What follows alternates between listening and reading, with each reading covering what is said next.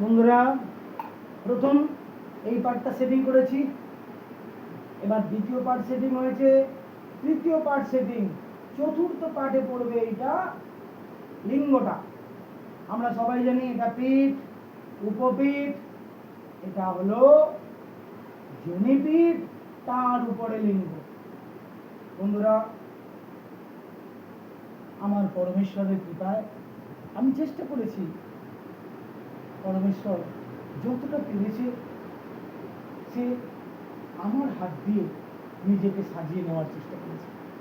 আমি কতটা পেরেছি জানি না, আমার মহাদেবের পরম কৃপায় আমি কিঞ্চিত চেষ্টা করেছি মাত্র তার রূপ তুলে ধরার জন্য।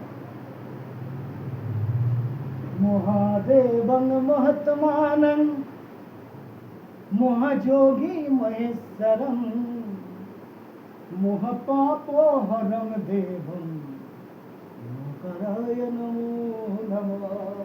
আমি একটা জিনিস দেখিয়ে দিচ্ছি, যে সেটিংটা হবে মাথায়, এইটা এই বসবে মাথার উপর, ব্যাস এই হয়ে গেল আমার পরমেশ্বরের সেটিং।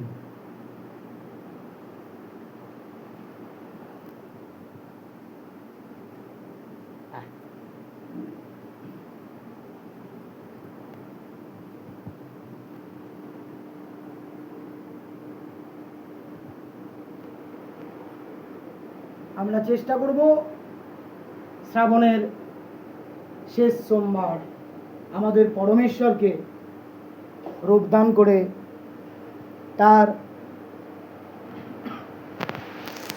বিশেষ কর্মে তাকে নূতনভাবে এই জায়গায় স্থাপন করতে।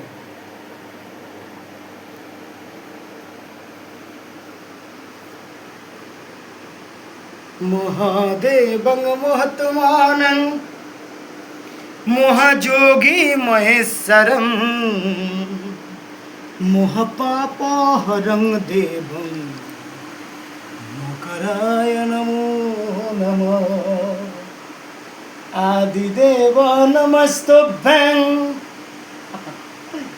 শিবায় সন্তায় কারণত্রায় হেতবে নিবেদয়ামি চতুমানং গতি পরমেশ্বর।